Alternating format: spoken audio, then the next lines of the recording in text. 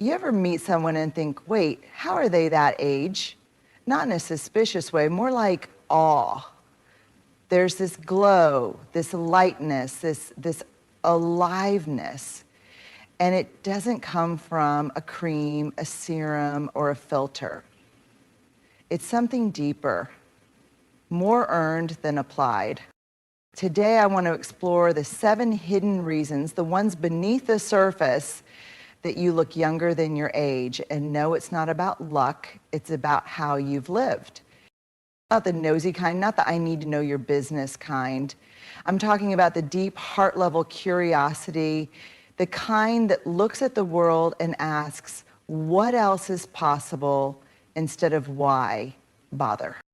You see, life has a way of testing us. Disappointment, betrayal, burnout, those things can shape us. And for many people, they slowly chip away at wonder until all that's left is a hardened, skeptical lens. Cynicism starts to feel safer. Like a shield, you assume the worst so you can't be disappointed. You disengage so you won't be hurt. You stop being surprised so you won't feel foolish. But here's the thing, cynicism might protect you from pain, but it also steals your vitality. It dulls your spark. It ages you, not just in your face, but in your spirit. Curiosity, on the other hand, keeps you open. It keeps you soft in a world that tells you to toughen up. It lets you say, maybe there's something I don't know yet. Or maybe that person's not just being rude, maybe they're hurting. Curiosity is what makes you ask someone how they really are and wait for the answer. It's what drives you to learn new things, read new books, try new recipes, take a different route home just because it's Tuesday and why not? When you live with curiosity, your brain stays engaged, your heart stays pliable, and your energy, it stays fresh. Think about someone who's deeply curious. They lean in when they talk to you. Their eyes light up when they hear something new. They're still interested in people, in stories, in growth. That presence is magnetic, and it reads as youth, not because they're trying to look young, but because they're still awake to life. So yes, maybe you have some laugh lines. Maybe your hair's got a few more silvers. But your spirit, it's still wide open, still seeking, still stretching, still surprised by the goodness of a sunrise or the magic of a good question. And that curiosity, it's kept you young in all the ways that matter. Let's be honest, surface level relationships are everywhere, and they're easy. A quick scroll, a heart emoji, a thinking of you text sent while doing 3 other things. It's not that they're bad, it's just that they don't feed you, not really. But you've chosen something different. You've made the courageous decision to show up for real connection, not just contact, connection. You understand that the quality of your relationships isn't measured by the number of names in your phone, but by the few people who would drop everything if you said, I need you. Deep connection is a choice. It's a commitment. It says, I'm not just here for the highlight reel. I want the real stuff, the messy, the meaningful, the vulnerable. And here's what makes this so powerful. Connection literally changes you. Emotionally, neurologically, even physically. People who maintain strong, trusting relationships age more slowly. Their stress levels are lower, their immune system stronger, their smiles more genuine. That's not just feel-good science, it's real. Your body knows when you're safe, when you're seen, when you're loved, and it shows. But connection is more than just having people around you. It's about the way you relate. You ask real questions and you wait for real answers. You don't shy away from hard conversations. You lean into them with tenderness. You remember birthdays and funerals and the name of your friend's dog. You laugh big, cry deeply, and you don't need people to be perfect. You just need them to be real. That kind of connection is rare, and that kind of presence, it glows. You've also likely done the hard internal work to be able to connect in the first place. You've taken your walls down brick by brick. You've let yourself be loved even when it felt risky. And you've learned that intimacy isn't weakness, it's strength. There's something almost luminous about a person who's deeply connected to others. Their energy is grounded. Their spirit is calm. They don't walk into a room trying to prove themselves. They walk in looking for others. That kind of love radiates, and that kind of radiance, you can't fake it. You can't bottle it. You become it. So yes, the world might tell you that youth is about skin and size and serums, but you know better. Youth is about aliveness, and nothing keeps you more alive than loving and being loved in return. You've made that your priority, and it shows. Not in a vague, positive vibes only kind of way. I mean in the raw, unedited, behind closed doors kind of way. You've embraced something powerful, self-compassion. And no, that's not the same as self-indulgence or pretending everything's fine. It's deeper, it's bolder. It's the practice of telling yourself the truth with kindness, of meeting your mistakes, your aging body, your unmet goals, not with shame or criticism, but with gentleness. Let's be clear, this didn't happen overnight. You didn't just wake up one day with a soft, loving inner voice. Most of us are trained from a young age to be our own harshest critics, to equate worth with achievement, to measure ourselves by impossible standards. So the fact that you've slowly unlearned that, that's the real work. You've traded in the toxic loop of not enough for something much more healing. I'm doing the best I can with what I've got today. And that shift, it has changed your life. It's allowed you to rest when you need to without guilt. It's let you set boundaries not out of defensiveness, but out of self-respect. It's taught you to look in the mirror and see a whole person, not a list of flaws to fix. You stopped talking to yourself like an enemy and started treating yourself like someone you love, someone worthy of grace, someone who doesn't have to earn rest or joy or softness. That kind of internal shift doesn't just affect your mood, it affects your entire being. Because the way we treat ourselves inside, it eventually shows up outside. Do you ever notice how someone looks when they're at peace with themselves? Their shoulders relax, their eyes soften, their presence is calmer, steadier, less performative. There's a glow there, a lightness. And that glow, that's what makes you look younger. Not your moisturizer, not your diet, not the filter on your latest post. It's the years you spent untangling your worth from your weight. The compassion you extended to yourself after the divorce, the layoff, the failure. The forgiveness you practiced for the parts of yourself you used to hide. Self-compassion isn't fluffy, it's fierce. It's the opposite of giving up. It's showing up for yourself every day with tenderness and truth. And let's be real, when you stop beating yourself up, everything softens.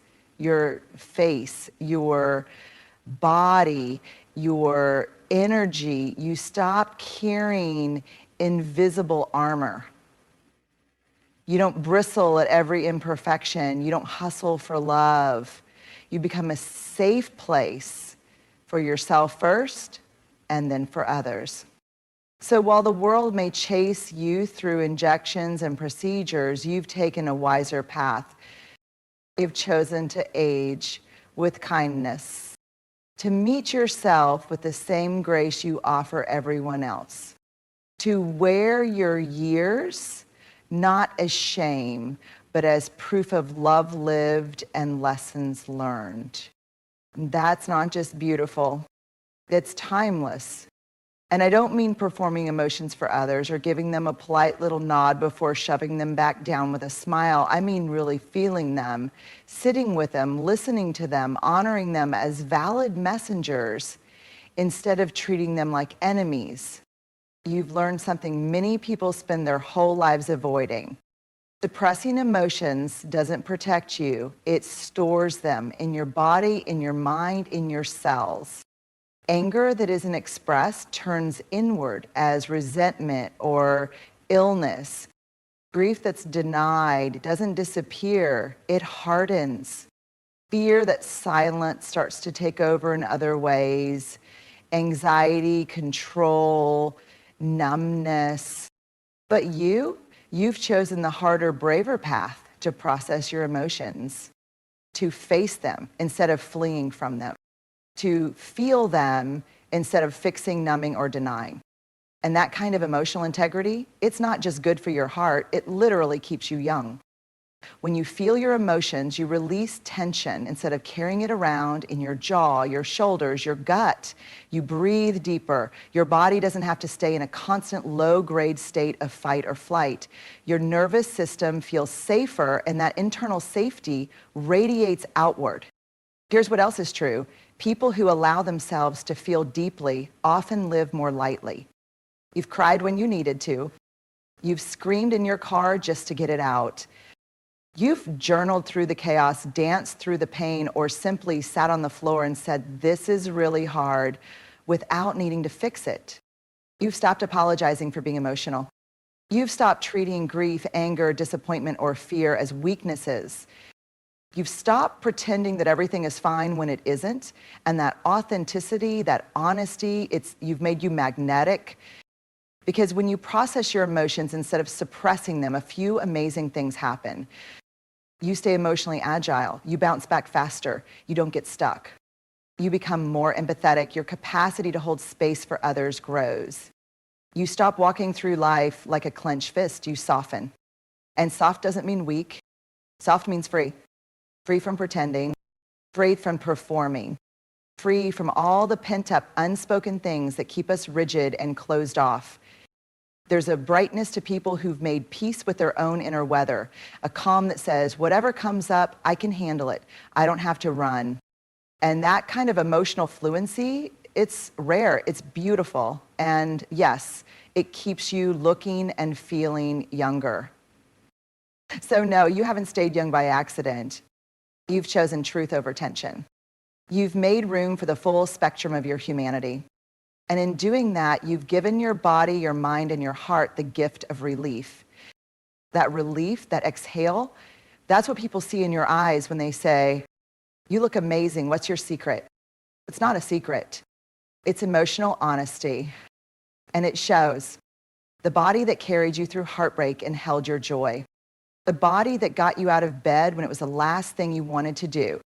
The body that changed shape as life changed seasons. You've made a radical, beautiful choice in a world that constantly screams, "Fix yourself." You've chosen to move your body from a place of love, not punishment. That changes everything. You're not dragging yourself to the gym because you hate your thighs. You're not skipping meals because the scale scared you this morning. You're not treating your body like a project to perfect. You're treating it like a partner to care for. At that shift, it's sacred. Because when movement becomes a way to celebrate your body instead of shame it, your energy shifts, your presence changes. You move with grace, not guilt. And that grace, it shows. Some people move their bodies as a form of control. You've chosen to move as an act of kindness. Maybe you stretch in the mornings just to feel yourself come alive. Maybe you dance in the kitchen when your favorite song plays. Maybe you walk or garden or practice yoga, not to burn calories, but to reconnect with yourself. You know, the joy of movement, the pleasure of inhabiting your body, not just managing it. And let's not pretend that this journey has been easy. You've had to unlearn decades of messaging that told you your body was only valuable if it looked a certain way. You've had to silence the inner voice that whispered you're falling behind. You've had to replace no pain, no gain with no love, no point. And you did it. You redefined fitness not as flat abs or marathon medals, but as feeling alive in your skin. You stopped obsessing over what your body looks like and started focusing on what it can do, how it feels, how it carries your spirit through the world. And here's what people don't tell you. That kind of loving relationship with your body radiates. You carry yourself differently. You don't shrink to take up less space. You expand into who you are. You smile more. You breathe deeper. You move like you belong because you do. And yes, people notice. They might say you're glowing or you've got this amazing energy about you. What they're really seeing, freedom. You're not at war with your body anymore. You're not punishing it for the pizza or pushing it through a workout it hates. You're in partnership with it. You listen to it. You care for it. You move with it, not against it. And that choice to move from love instead of fear, that's what's keeping you young. Because your body doesn't need to be perfect to be precious. It just needs to be loved. And you've done that. You've chosen to honor the miracle of movement. You've chosen to move with joy. And that joy, it lingers in your posture, in your rhythm, in your glow. That's not vanity. That's vitality. And it's one of the quiet, powerful reasons people look at you and wonder, how does she do it? She moves with love. And love, my friend, is ageless. That might not sound radical on the surface, but in a culture that glorifies exhaustion, that measures your worth by your productivity, that praises the hustle but punishes the pause, choosing to rest is an act of rebellion. Choosing to play, that's liberation. You've decided that burnout isn't a badge of honor, that collapse isn't a sustainable lifestyle, that your body and your spirit deserve more than just survival. And here's the beautiful part. You didn't just make space for naps or the occasional weekend off. You went deeper. You stopped believing the lie that rest is laziness. You stopped feeling guilty for slowing down. You started to believe what's always been true. Rest is a form of wisdom, and play is a form of healing. Rest isn't about weakness, it's about recalibration. You rest because you know your energy is sacred, and when you burn it without boundaries, everything suffers. Your health, your mood, your creativity, your joy. So now you rest before you're completely depleted. You listen when your body says enough. You don't wait for a crash to justify a break. And as for play, you've reclaimed it. You've remembered that joy doesn't need a purpose. That laughing until your stomach hurts is medicine. That silliness is holy. That play isn't just for kids, it's for anyone who wants to stay alive. And you color outside the lines. You say yes to spontaneous adventures. You let yourself get excited about things that aren't useful or productive. You dance even when no one's watching, maybe especially when no one's watching. You've taken off the armor of being serious enough to be respected. You've realized that joy and credibility are not mutually exclusive. You can be wise and lighthearted, grounded and playful. In fact, the combination, it's magnetic. That's what makes people stop and wonder how you're aging in reverse. They think it's your skincare, but really, it's your soul. It's the twinkle in your eye that says, I still know how to have fun. It's the peace in your posture that says, I don't need to earn rest anymore. I'm allowed to be still. When you honor rest, your face softens. When you honor play, your spirit shines. There's a softness, a spark of vitality that can't be faked. It comes from honoring the rhythms of life instead of resisting them. So yes, maybe you've got a few more laugh lines now. Those lines, that's where the light gets in.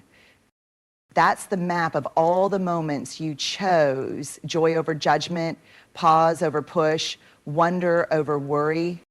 That's what makes you glow. You've remembered what the world tries to make us forget. We were made for more than just doing. We were made for delight, and delight is ageless. Wait, how are you that age? And maybe you smile, maybe you laugh it off, but deep down, you know the truth. This isn't about luck. It's not just good genes. And it's certainly not about the number on a jar or a scale or a birthday cake. It's about how you've chosen to live. You've chosen curiosity over cynicism,